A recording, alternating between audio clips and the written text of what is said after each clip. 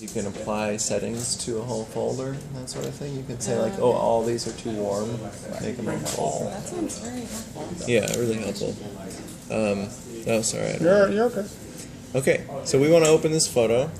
It's very, very easy to open a raw photo in Photoshop. Adobe products. You just double So you just double click, and then there you are. Yeah. What we want to check, especially here when we took kind of multiple exposures of the same scene, is that I like the bright one, but I want to make sure it's not too bright anywhere. So first we'll look at the histogram, and there's a tiny, tiny amount of too bright, but that's well within the tolerance where it's like most of the shot has total detail. So you can always look at like your hat and the car, for example, are the most blocked out things, and that's where you have your little secret logo. This is well within tolerance,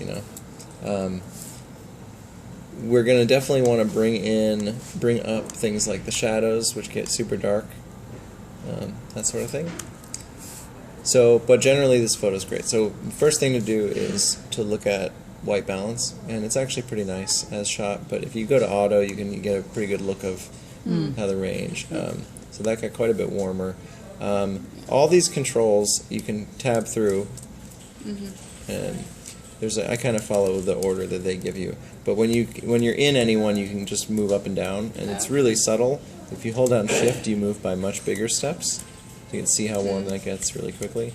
So what I tend to do with all these settings is I hold down Shift and I get it into the range. What menu are you in here? So I'm on this. Oh, No, this is whenever you open a raw photo in Photoshop before it goes into Photoshop. Okay. It's like the raw thing, because you have to apply some settings because it's totally raw data from the camera. So I first shift around, and this is too warm, this is too cold, find the right porage, and then I take Shift off and I'll fine tune it, which is kind of in the zone. That's pretty nice. So tint is the same. You can get really, really, really purpley, really, really, really green. So you're basically just trying to equalize those mountains there?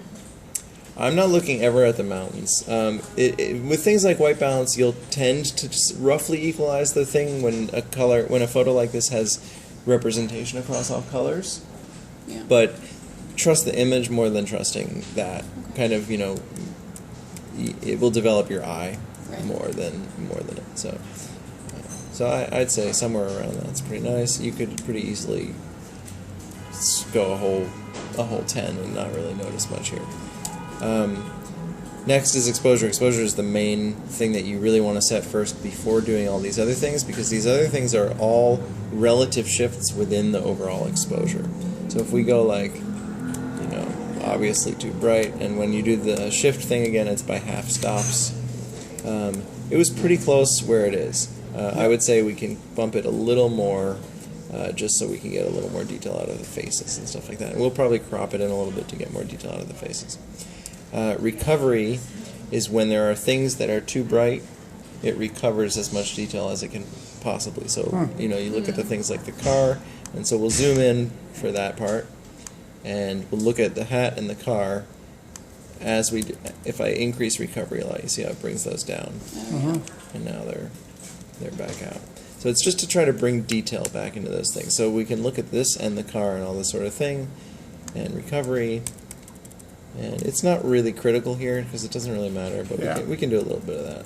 It's also good to look at, look at the whole image when you do it, and kind of, you can swing these things really fast and see, like, it's also doing the sky because the sky is quite bright and the lighter parts of the building. And it's kind of nice to keep those light. So maybe we do a little bit, but not much. Fill light is kind of the opposite. Fill light takes all the dark things and fills them in. So it can be tempting sometimes to just way overuse this, because like when you're looking for detail, like under Dan's hat, for example, it's much more readable than that. But it can be tempting to almost kind of like equalize things out, and then you just kind of lose all the depth in the image. So we can go in there later and we can fine-tune some of that stuff. But generally, I think we want to keep this pretty low. You have some nice contrast here already. Blacks is doing the extreme blacks and just moving them around. So it's very, very dramatic when you up the blacks. It really, really kind of shoots things all the way to black. So it's almost always you want this under 10 But I usually step this in pretty slowly and then kind of find like a nice thing. The other thing about all these settings so far is that you don't want to kind of like push this until you're at maximum contrast. You want to kind of just find the right balance, because we're going to get to contrast, which is going to push all those things later. So it can be tempting to be like, well, that looks really dramatic. But then when you try to expand the contrast in the light ranges, you don't have any more latitude to move. So I usually keep that kind of low. Brightness I don't ever mess with, but it's some kind of weird thing about the overall brightness of the image while it still goes from black to white fully. So they leave it at 50, which is the kind of equalized, balanced thing, and then you can go up to 150 and even down to negative 150. So maybe we go, somewhere like this, somewhere a little bit darker than what it started at, but no big deal. Contrast is what it sounds like. If I up that, it uses pretty intelligent algorithms to do local contrast. So it's not just spreading the spectrum. It's like locally doing all this kind of thing in a way that actually that's not true. The contrast one is not that. You can see the contrast one is affecting everything histogram wise, just spreading things to the end, going really low. That said, the next ones do Clarity, vibrancy. yeah, and you want to be balanced with using these. It's very easy to kind of like, okay, vibrance, now it's like super vibrant. Yeah, right. All of a sudden it's super vibrant. This is like a great Miami postcard or whatever. Yeah. And that's great, but it is kind of weird. In this case, though, it's kind of nice to have the vibrance up to maybe like that. A little bit.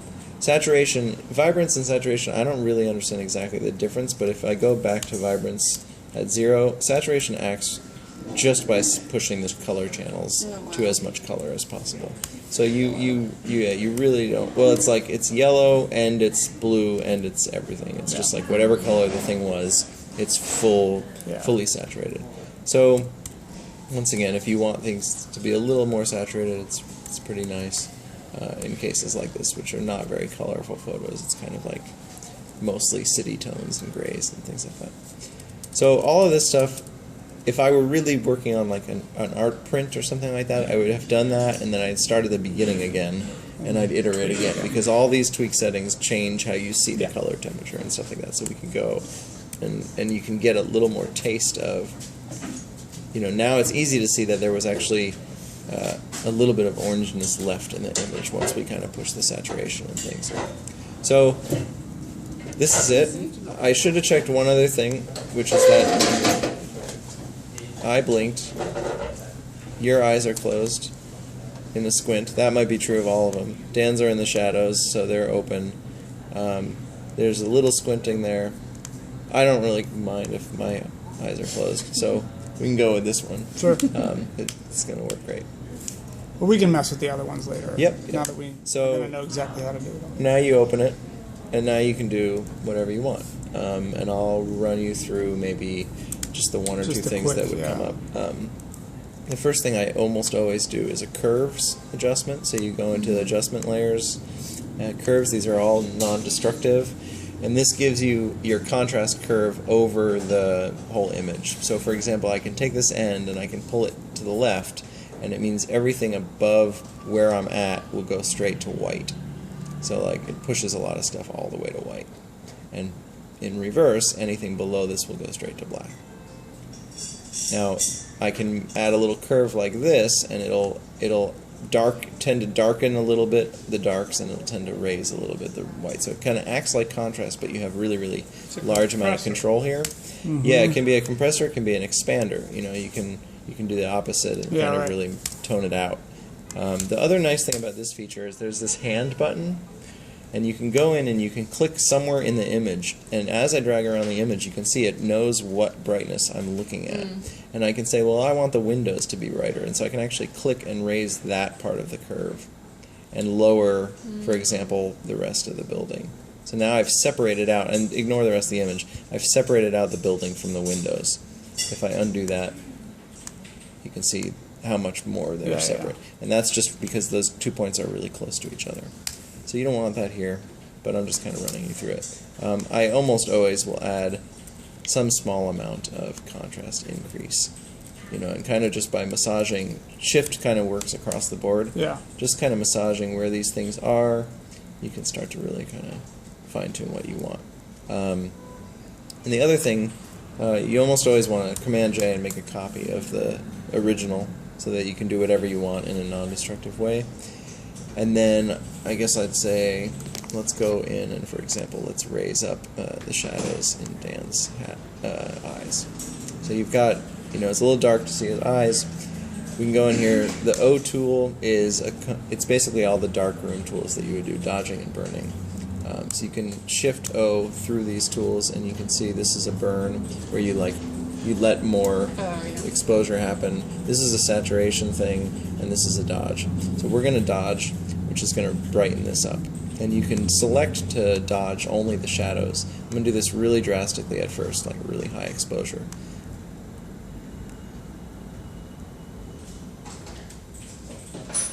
So if I look now at the difference, quite a bit of difference. You lose some contrast there because it's just bringing up the shadows into the midtones. So for example, I I can... kind of think it looks amazing. Like there's just a slice, just like the top of my head. It's Yeah, just right. like a knife went through it. Yep. Right there. So we'll leave it. We can try it with like things like the midtones, and then it'll keep a little more contrast. But now we can at least see, you know. Yeah, yeah. And just for, you know, just for completeness, if I want to burn in, maybe from that the cheeks and stuff got a little too bright, so I can go to the highlights and I can just burn in some of the highlights. And you see, when you tend to do that, you tend to go towards gray, so you tend to lose saturation, which is why the third. I'm going to just go really extreme here. Yep. The third tool in that set is the sponge saturation, specifically because you tend to oversaturate or desaturate when you do these tools. So now I can go and, you know, resaturate that kind of thing and Well, bring it in. cool. And that's a lot more balanced, and when you're out here, now it just looks like a face instead of a half a face Can I, just for a second, can I do something? or whatever. Okay. Yeah. Oh, yeah, Keep reflections. going. Yeah, just right in that upper corner. Thank you. Maybe fix that. So, yeah, all those are a little extreme in this case. Just undoing them. Redoing ones. Okay, so the curves are quite dramatic when you close into this thing and look in detail. Jeff, how do you know where to put the points on the curve? It's a lot of just Right. learning. Yeah, Yeah. yeah. You know, But is like, I feel like parts of it control different colors. so it's only about brightness. So you can do like just a curve of the reds or something like that, but typically it's about brightness. And so what you're doing is you're saying, okay, this is like the middle line is middle gray. This is getting towards black, getting towards white. So you can look at this thing. This is where you're at, Okay. and this is where you're mapping it to. Yeah. So I don't think about that anymore because it's just like too kind of slow. Right. But you know, if you want the darks to go darker, you're somewhere in here making this go down. If you want the darks to come lighter, you're somewhere in here doing this. Sorry, there's no preview on. So where you want those cutoffs to be, like this, like which darks are dark. You know, now it's like only the very dark things I can kind of correct right back to the beginning, and now just the super darks are going to be changing without changing too much other stuff. You can get super fine tuning about all this kind of stuff, but I'm just kind of ripping through it really fast. So that little kind of S curve gives you, you know, a little push. But when you look up close, let's say, for example, back to this, you know, not just Dan, but look at the car behind him. You know, there's like a lot of detail there that gets kind of pushed to the max because it's these dark colors and highlights. So I would tend to do something like that and then drag back the opacity and kind of bring in some of the stuff. So it's not such a dramatic shift anymore. Did I undo all that? Yeah, so I can come in here and just do like a really quick, slightly better version of this.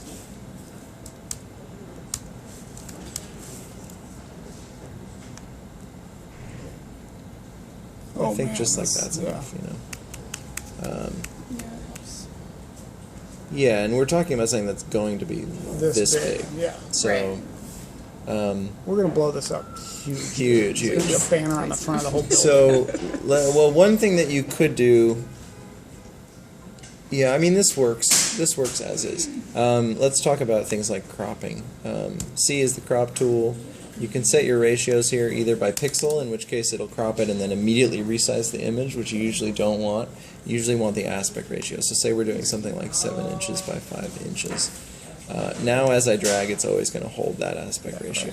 So I can go like, okay, it's probably something more like, you know, you can set one end where you want it and then kind of drag out. And now it's like not quite enough to get that car, but, excuse me. So if we wanted a 5x7, it's actually a little tricky to get, you know, that taxi in there clean and be balanced. So you might end up with something Don't we more not like that. want that shadow at the bottom? Yeah, so that's a great. Why don't we do that? Why don't we look at getting rid of that shadow? So there's a couple ways to do that. And one of them is that you can use the. Let me just clean so we can see a little more. First thing you could do is go back to this dodge tool. Yeah. So let's go and dodge in the shadows. What was the keystrokes again to do that? O is O, and then Shift O iterates through Okay. any of these sub tools that are kind of in one family. Yeah. So exposure is how much the dodge thing works, and they all have brush size. So if I am on full exposure, it's like really fast. If I'm on like, usually when you're fine tuning something, you're more at like 2%, and you're kind of going in here like this, and you can barely even see what's changing. But if I undo it, you can see what it's done over that couple seconds. right. So step that back again. Let's just go. You know, let's go all the way, just because this is going to be all small and There it goes. yeah, so you get a shadow still, but it's brighter. It's really a little tricky with a shot like this to use the dodge tool to get this to be flat. And I wouldn't. It looks very blue. Yeah. So you'd have to desaturate it after bringing that in because you're moving things away from gray. So actually, I can just to follow through with that. Say we did that and it was really blue. Then you would go in with this desaturate tool. Yeah, I'm flowing it really, really heavy right now, but this is just giving you that. So there goes the blue. Yep. Nice. So you could go like that. I probably wouldn't with this. I would probably instead stamp in concrete from here and actually just replace it all. Just because that's the kind of guy I am. Yeah. How would you do that? So once again, this is on Yep. its own layer that's separate from. I'm going to use that in a minute. Okay, so a couple ways to do this. S is the stamp tool. Once again, it's got a brush size, which you can barely see.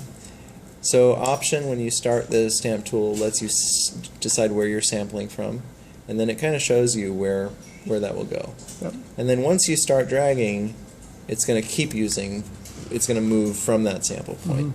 So if you go too high, you're going to lose the bottom. So you just kind of go right in there, and then I would just kind of trace some stuff out. You see, it's starting to ghost those lines, so you got to be kind of careful with brush sizes and stuff like that. So let's just try to be a little more careful. So, and you have to, if I go straight across and do this, it's going to start. Look weird. There's going to be some ghosting that pops in. So, I can go in first and kind of get in when I can, and then I'll resample here and do this. Now this is too bright, and if you back up, it's always easy to forget that really subtle gradients get quite a bit different in darkness. So there's a couple ways to do that. You could darken this with the burn tool. Right now, anyone that looks at this is not going to be thinking about that, so it's not really an issue, but we can notice the line here and the line here pretty easily, and the kind of artifacts from there. So you could go and kind of grab from a slightly darker area and clean up some of the, some of that stuff to kind of get the artifacts split, and then the brain just kind of doesn't notice it anymore. That's kind of already clean. This is a little nasty. Sometimes it's nice to actually do this stuff from zoom out land, so you can kind of see what shows up. And somehow the brain just interprets that as some little shadow, doesn't even think about it. And if you compare it to what it was, it's a lot cleaner. I would probably darken all that a little bit anyway at the end, just because it's a nicer composition to have it burned in a little bit, like vignetting. You know, because if it's brighter than the subject, then you're looking in the corner for no reason. So something like that. Cool. compared to Wow. That's that. awesome. Pretty easy, right? Yeah. You should see I just did a wedding photo of like 15 people, and someone wanted 2 people removed and 2 other people in a different spot. Really? So you have to kind of Why am I mask in a out. different Yeah. spot? Yeah. Well, there were people that weren't in the image, and then there were people that They didn't were want that in they the didn't. image. Want. Oh, sorry. This is. So those are the main things I would say in this case. You could, I'd probably go in each person, and I'd probably kind of just fine tune some of these little dodging and burning things, kind of bringing in facial details or bringing out over highlights or whatever. But the other thing about this one is there's so much contrast in the rest of the image that it's kind of hard to separate the people from the rest of the image. So if I were shooting it, I would shoot it at like f4 or something really shallow, so that even the cars would start to go out of focus and all this would blend you out. artificially do that in Photoshop? Oh, absolutely. So there's a tool. You can artificially do Graduated anything in filter or Photoshop. So there is a. I forget. I really do it this way, but you can do some kind of. One of these blurs actually like opens a thing. Yeah, this must Like be the imitates a one. lens or something? In essence, right? Yeah, something about this. I don't really know. What I would tend to do is kind of draw a mask like this, Up and then close. apply a blur to everything else. So I'm gonna do a really, really nasty version of that. Taking the lasso. Yeah. Oops. Lasso is L. I'm just kind of do this. And we'll see artifacts when we look up close, but no one else will. So now we've got that, and now you can apply Gaussian blur like a standard blur. If we zoom in, that's obviously pretty heavy, Right. but let's do it anyway. You can already see how much that feels Oh, like we yeah. pop out. So, and pretty easy to do, but obviously when you look up close, it's just disgusting. So it would only take like 2 more minutes though to do that in a very Clean, very yeah. clean way, and no one would ever notice. And I think that kind of is a much more dramatic image. If you want to push it, just to really see like how that would end up looking. If you really So the went all radius out. is the intensity. You know. of the blur. The radius is as if you were smudging something with that intensity. Like a point will turn into that many points. So that makes the border really, really clear. Yeah. But something in the mid-range like that is pretty nice for separation. Right. You might also do multiple layers where you do Exactly, us and then the further, cars exactly. and then behind that. Yeah, and if you're going to do that, you should probably make 3 separate layers and actually mask the layers and just do the whole thing in a layer. Okay. So like, Can you if do I- that real dirty, real fast? Yeah, let's do that really dirty, really fast. So let's do. I'm going to copy. Let's just call this 1. Make 2 copies of it. Oops. You got to be careful where you click. Okay, 1, 2, 3. 1 is going to be the people. So we're going to do everything from like here.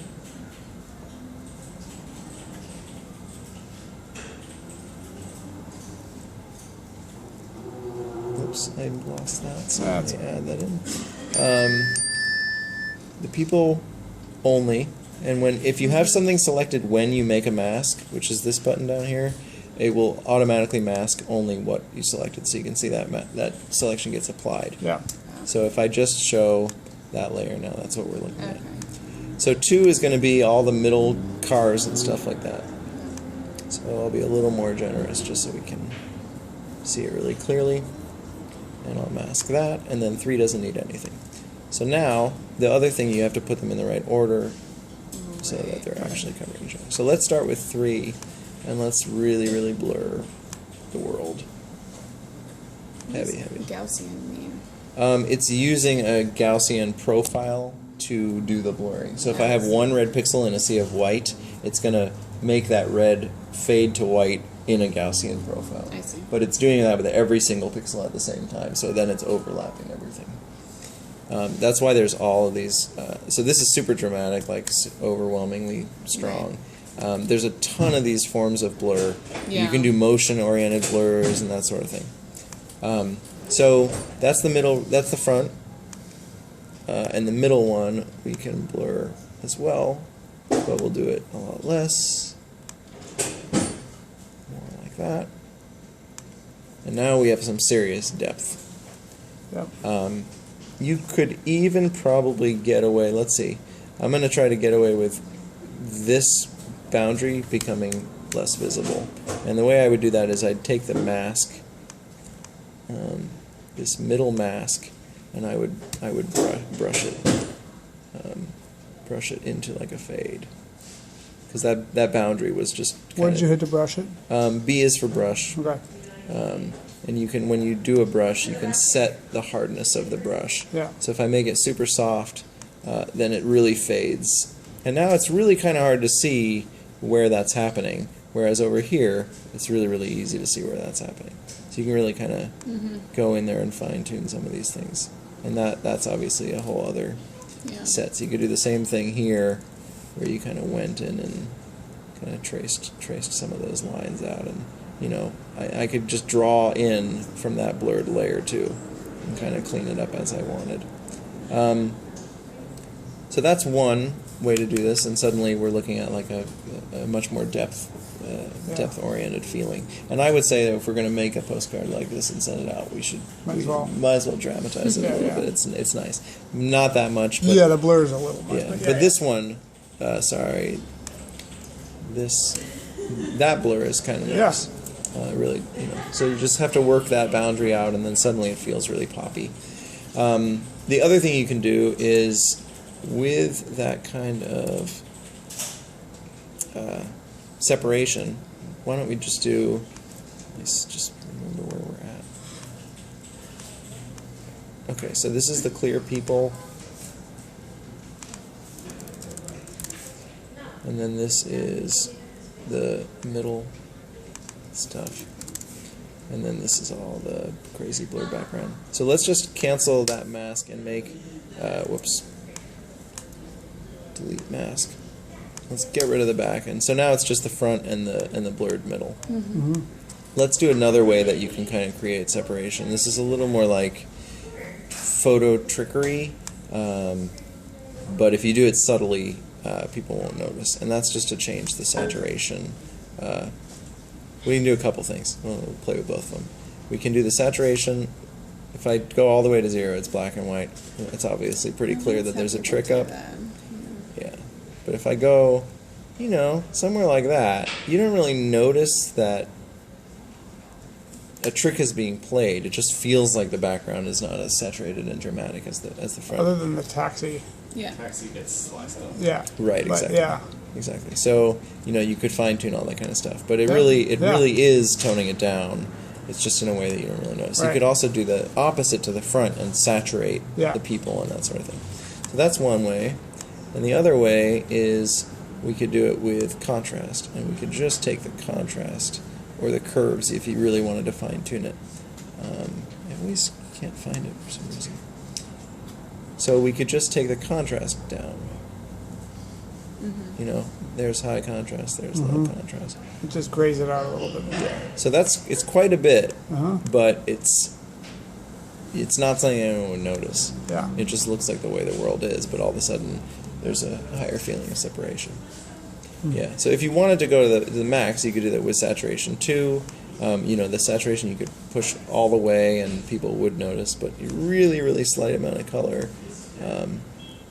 The brain is already just like, this is what was happening that day. It doesn't have any theories about it.